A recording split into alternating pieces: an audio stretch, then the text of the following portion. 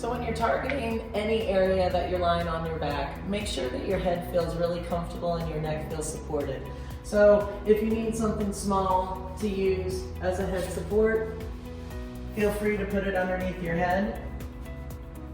And for this one, we're going to really explore the side of your hip all the way down the side of your thigh. So this is a really tender area. So what I want you to understand is that you can do this in a bed. Sometimes that makes it a little bit more comfortable because the bed can absorb some of the size of the Myt-Roller.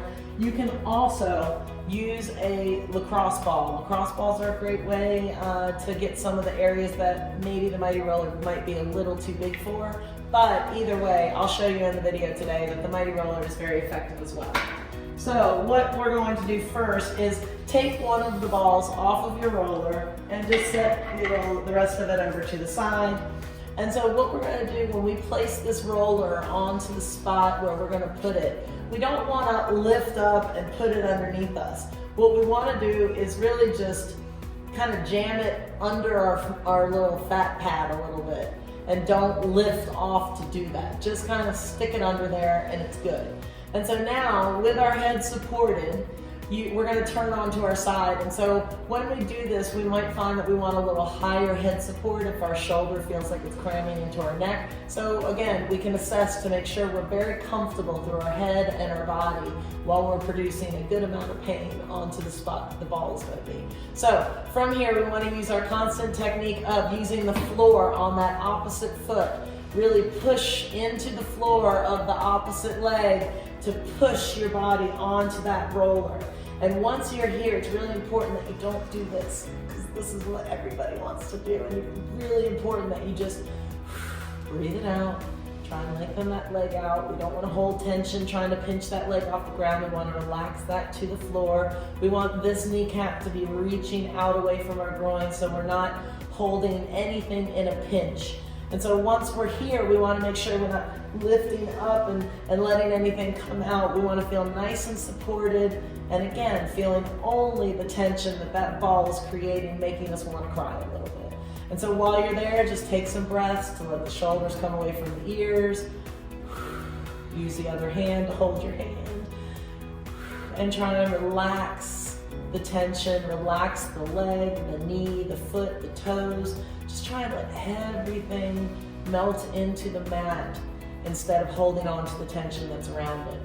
And so now as we reposition, we're just gonna roll back off of that ball. We're gonna kind of lower it down by just bringing it down 1 little centimeter. And then same thing, generate the turn by pushing into that opposite foot to make your body roll onto it. And yes, you will come off of your butt a little bit. You really do need to kind of get to your side on this one. You don't want to feel like, I don't know what she's talking about. This one doesn't bother me. You really do have to push onto getting into that position where it hurts so bad you again want to cry a little bit. And so again, if you feel your neck needs to reposition, always feel that, but make sure that there's always distance between your shoulder and your ear. We never want them pinching up together. And so we'll roll back onto your back now. And same thing, we're gonna go ahead and go a little bit lower, and we're gonna work on the pushing onto that, and just feeling out, where does it need to be? One of the things with the roller is that we don't want to ever really roll around on it. I have never instructed rolling around on a roller.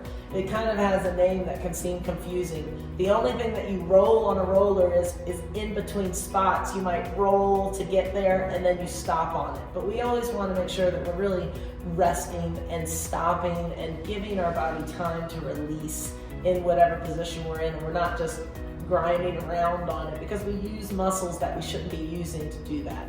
As we target the lower part of your thigh, delineated by that mark where your femur head is, we want to make sure that we think about it in 2 ways. There's the back of this thigh, so the muscle that runs on the back side of your femur, and then we also have the front of that thigh.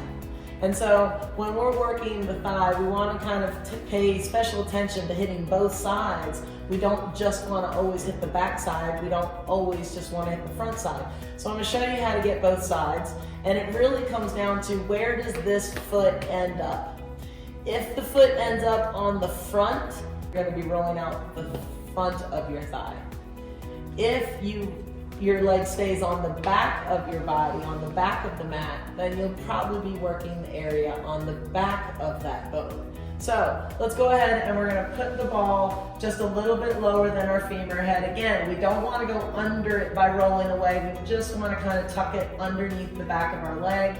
And now from here, we're going to push onto that place where the roller starts to feel pressure. And you're going to stop here. And again, in order to hold that comfortably, you need to push through the ground. You need to reach through this knee. We don't want to have slack in our line and just hang out there. We want to really stay energized. And if you ever feel like you're getting tired sometimes, when I really need to release an area and I'm feeling maybe a little bit like this is work, I'll place like a pillow or another yoga block underneath the back hip and just allow myself to rest in this position rather than always having to push and lengthen. So keep that in mind as a little trick of the trade to help you relax into your release a little bit better.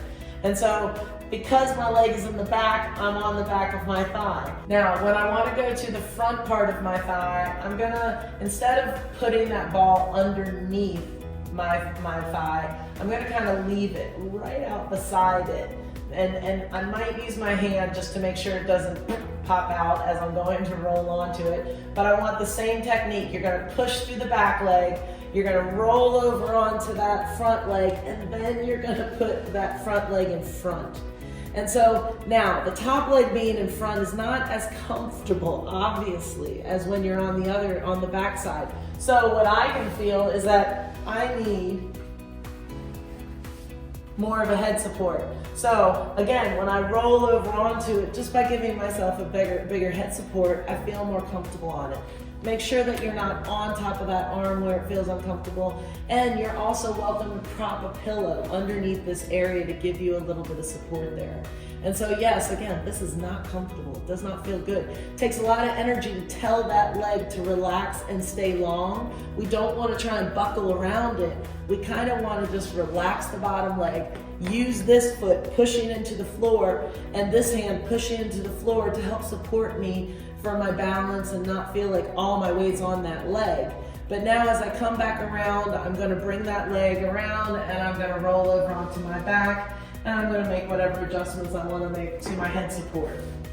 So when you're doing those, I would suggest when you're doing the front of this thigh in this area, you've got a lot of space between your knee and your hip bone. So you want to kind of be as comfortable as you can stand. So try doing this one in your bed, and I do find that it's a little bit easier, or a couch, because you can soften up and the ball kind of goes into the couch a little bit.